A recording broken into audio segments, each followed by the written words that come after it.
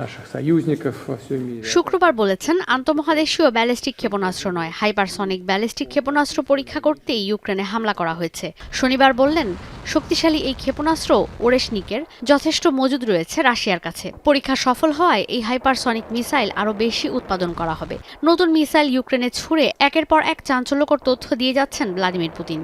Добавлю, что противодействия такой ракете, средств ее перехвата на сегодняшний день в мире нет, не существует.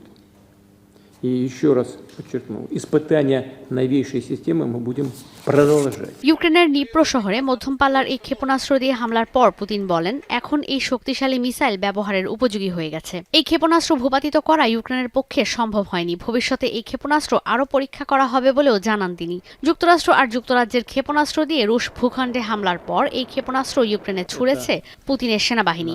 Советских систем, хотя понятно, все мы вышли из различных систем Советского Союза, все мы воспитывались на том, что было сделано предыдущими поколениями. জোর দিয়ে পুতিন বলেন, কোনো দেশ এখনো এই ধরনের ক্ষেপণাস্ত্র তৈরি করেনি, তাই কোনো দেশের কাছেই এই মিসাইল ভূপাতিত করার কোনো আকাশ প্রতিরক্ষা ব্যবস্থা নেই। ধ্বংসাত্মক ক্ষমতাই এই মিসাইলকে অন্যগুলোর তুলনায় ব্যতিক্রম করে রেখেছে। দেশের নিরাপত্তা রক্ষার স্বার্থে যে কোনো সময় এই মিসাইল পরীক্ষা করবেন বলেও জানান পুতিন। বিশ্লেষকরা বলছেন, এই ধরনের ক্ষেপণাস্ত্র ছুড়ে পুতিন পশ্চিমাদের জানান দিলেন তিনি চাইলেই পরমাণু হামলা করতে পারেন। আতাকামাস কিংবা স্টর্ম শ্যাডোকে ভয় পায় না রাশিয়া। পাশাপাশি যুক্তরাষ্ট্রের নতুন প্রেসিডেন্ট ডোনাল্ড ট্রাম্পের দৃষ্টি আকর্ষণ করলেন তিনি। দুই পক্ষ যুদ্ধ শেষ করতে চাইলেও অপেক্ষা করছেন ট্রাম্পের হোয়াইট হাউসে প্রত্যাবর্তন নিয়ে। The Ukrainians now are being pushed pretty significantly. Again, their resilience is quite phenomenal. But Russia has this. They've got the size, they've got the numbers, they've got the manpower, and Putin is totally immune to the suffering that those soldiers have on the front lines. বিশ্লেষকরা বলছেন, এই ক্ষেপণাস্ত্র দিয়ে পরমাণু হামলা করা যায় কিনা সে বিষয়ে এখনো নিশ্চিত না কেউ, যে কারণে ন্যাটোর কাছে আরও বেশি আকাশ প্রতিরক্ষা ব্যবস্থার অনুরোধ করা উচিত ইউক্রেনের। নতুন আর সংস্করণ করা এই ক্ষেপণাস্ত্র ইউরোপেও হামলা করতে সক্ষম। রাশিয়া স্থল, জল আর আকাশ পথে হামলার জন্য সব সক্ষমতা কয়েক বছরে অর্জন করে ফেলেছে। ইউক্রেন দখল ছাড়া এই যুদ্ধ শেষ করবে না Russia. In terms of air-based or sea-launched missiles, Russia has retained that capability throughout the years.